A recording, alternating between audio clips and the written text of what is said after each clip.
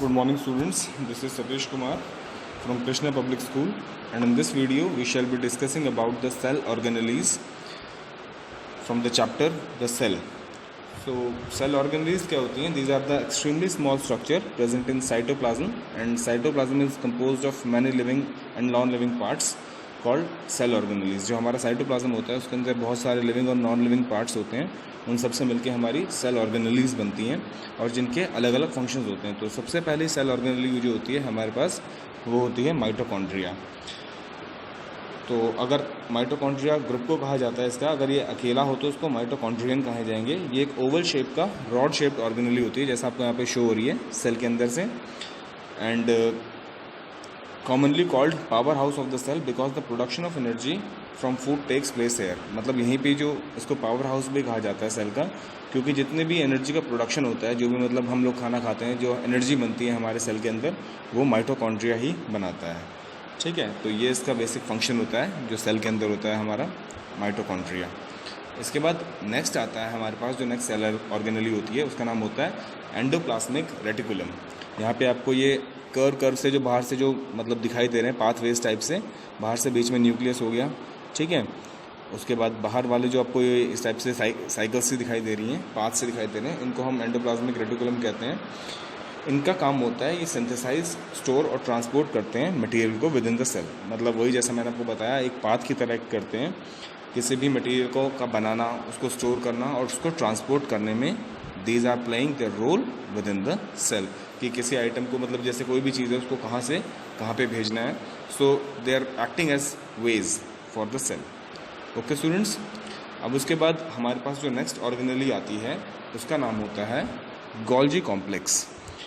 अब जो Golgi complex होते हैं ये आपके कुछ एंजाइम सिक्रेट करते हैं, प्रोटीन्स और हार्मोन्स, जिनका काम क्या होता है सिक्रेट करना होता है, और इनको हम गोल्जी एपरेटस भी कह देते हैं। जैसे यहाँ पे आपको दिखाई दे रहा होगा ये सेल के अंदर ये ग्रीनिश पोर्शन जो है, ठीक है। तो इसे इनका काम बेसिकली क्या होता है, एंजाइम्स, प्रोटीन्स और हार्मोन्स को क्या करना, सिक्रेट करना होता है सेल के अंदर। ओके, तो अगर आपको यहाँ पे मतलब सेल को जैसे नॉर्मल यहाँ पे आपको सेल दिखाई हुई है, ये इसको एनलार्ज करके अगर आप देखेंगे तो इसके अंदर आपको ये सारी चीज़ें दिखाई देंगी, क्योंकि जैसे यहाँ पे माइटोकॉन्ड्रिया ये रेडिश पोर्शन है जिसके अंदर रेडिश मार्क्स हैं, और ये हमारा जो गोल्जी बॉडी है ये ग्रीनिश कलर का। यहाँ पे अगर आप इसको एनलार्ज करके देखेंगे तो यहाँ से आपको इसका व्यू आ जाएगा। और बस इनका फंक्शन आपको पता होना चाहिए, एंजाइम्स, प्रोटीन्स और हार्मोन्स को ये क्या करते हैं, सिक्रेट करते हैं। नेक्स्ट आ जाते हैं हमारे पास जो नेक्स्ट सेल ऑर्गेनेली होती है वो होते हैं हमारे लाइसोसोम्स। अब लाइसोसोम्स जो होते हैं इनका क्या फंक्शन होता है, लाइसोसोम्स जो होते हैं ये सारे all cell contains enzymes which help in breaking down the various material. जितने भी हमारे पास सेल्स होते हैं उन सबके अंदर ऐसे एंजाइम्स होते हैं जो अलग अलग टाइप के मटेरियल्स को तोड़ सकते हैं छोटे पार्ट्स के अंदर, ठीक है। तो उन छोटे पार्ट्स के अंदर तोड़ने वाला जो काम करते हैं, and they are also called suicidal bags, and plant cells do not have lysosomes. अब जो प्लांट सेल्स होते हैं उनके अंदर ये नहीं होते हैं और इन्हें सुसाइडल बैग्स भी कहा जाता है, ठीक है, जो हमारे लाइसोसोम्स होते हैं। नेक्स्ट आते हैं हमारे पास राइबोसोम्स। अब ये राइबोसोम्स क्या होते हैं, it is the site of protein synthesis. मतलब हमारे जो एनिमल सेल होता है उसके अंदर जहाँ पर एनिमल जो हमारा प्रोटीन का सिंथेसिस होता है उनको हम राइबोसोम्स कहते हैं। मतलब जहाँ पर प्रोटीन हमारे बनते हैं, जो भी हम खाना खाते हैं उसकी वजह से प्रोटीन्स का जो सिंथेसिस होता है, it is due to ribosomes. Next आ जाते हैं हमारे पास वैक्यूल्स। अब वैक्यूल्स जो होते हैं ये होते हैं the space within the cytoplasm of the plant cell containing cell sap is called vacuole, and the following are the diagrams of this ribosomes and vacuoles. यहाँ पे आपके डायग्राम्स दे रखे हैं यहाँ पे राइबोसोम्स के और वैक्यूल्स के। यहाँ पे आपको दिखाई दे रहे होंगे डॉट डॉट सा जो स्ट्रक्चर है, यहीं पे आपका क्या होता है, प्रोटीन का सिंथेसिस होता है। एंड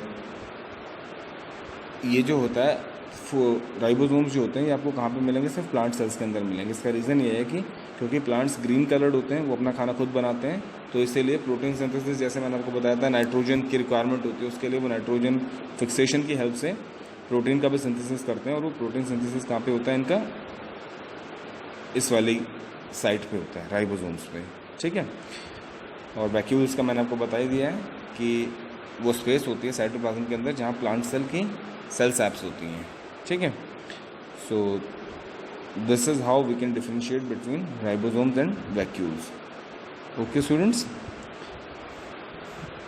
यहाँ पे अब आपको नेक्स्ट इमेज में जो आ रहा है उसमें वैक्यूल का डायग्राम दिखाई देगा जिसको हाईलाइट किया हुआ है और उसका लेबलिंग भी हो रखी है, जहाँ पे ये ब्लूइश पोर्शन जो है अंदर वाला सेल का, बाहर वाली लेयर को उसको टोनोप्लास्ट कहते हैं इसकी, मतलब it is very classified diagram.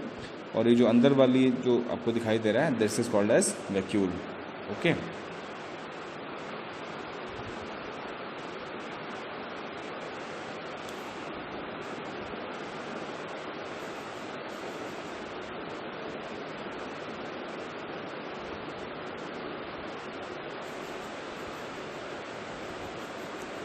अब हम क्या करेंगे, अब हमारे को पता चल गया कि मतलब कौन कौन से हमारे सेल ऑर्गेनेलीज होती हैं, जैसे mitochondria, endoplasmic reticulum, Golgi complex, lysosomes and ribosomes and vacuoles. अब ये क्योंकि दोनों सेल्स, हमने दो तरह की सेल्स पढ़ी हैं, प्लांट सेल और एनिमल सेल, उसमें ये अलग अलग टाइप से होती हैं। तो अब इनको हम थोड़ा और डीपली क्या करेंगे, क्लासीफाई करेंगे by having a difference between plant cell and animal cell. इसको क्लासिफिकेशन करने के लिए हमें क्या करना पड़ेगा, डिफ्रेंशिएट करना पड़ेगा प्लांट सेल और एनिमल सेल के बीच में। तो बात करते हैं इनके बीच में डिफरेंस क्या क्या होते हैं। Plant cell contain chloroplast for photosynthesis. हमारे प्लांट सेल के पास क्लोरोप्लास्ट होता है, बट एनिमल सेल के अंदर वो नहीं होता। और हमारे प्लांट सेल के पास सेल वॉल भी होती है, एनिमल सेल के पास सेल मेम्ब्रेन होती है, ठीक है। And plant cell have a cell wall to maintain structure and rigidity and shape. Cell wall क्या प्रोवाइड करती है, स्ट्रक्चर, रिजिडिटी और शेप प्रोवाइड करती है और प्रोटेक्ट भी करती है बाहर की चीज़ों से। बट एनिमल सेल के पास क्या होता है, सिर्फ सेल मेम्ब्रेन होती है। एंड प्लांट सेल के पास usually do not contain lysosomes and peroxins. Lysosomes नहीं होते हैं आपके प्लांट सेल के पास, और एनिमल सेल के पास क्या होते हैं, लाइसोसोम्स होते हैं। Cells are square and rigid और ज्योमेट्रिक शेप्ड। जो हमारी प्लांट सेल होती हैं वो स्क्वायर होती हैं, रिजिड होती हैं, ज्योमेट्रिकली शेप्ड होती हैं। और जो हमारी एनिमल सेल्स होती हैं ये फ्लूइड इनके अंदर भरा होता है और ये फ्लेक्सिबल होती हैं और ये किसी भी शेप की हो सकती हैं, ठीक है।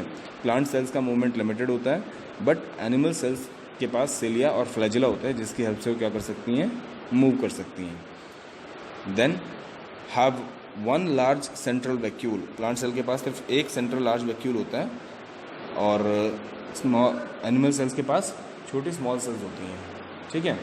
हमारी जो ये होते हैं दिस थिंग सेल, उसके चारों तरफ, एनिमल सेल के चारों तरफ छोटे छोटे क्या होते हैं, स्मॉल वैक्यूल्स होते हैं। तो इस टाइप से ये हो जाता है हमारे पास डिफरेंस। और डिफरेंसेस की अगर बात करें तो इसमें ये होता है कि जो सेंट्रोसोम्स होते हैं वो एब्सेंट होते हैं प्लांट सेल के अंदर, और एनिमल सेल के अंदर सेंट्रोसोम्स क्या होते हैं, प्रेजेंट होते हैं। और प्लांट सेल के अंदर जो वैक्यूल्स का साइज़ वो हम पहले डिस्कस कर चुके हैं, बहुत बड़ा होता है, और एनिमल सेल के अंदर वैक्यूल्स का साइज़ क्या होता है, बहुत स्मॉल होता है।